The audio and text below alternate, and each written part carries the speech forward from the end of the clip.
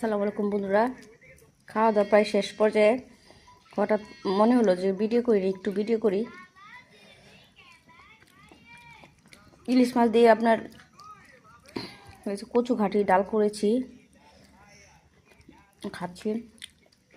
আলহামদুলিল্লাহ, অনেক ভালোই লেগেছে।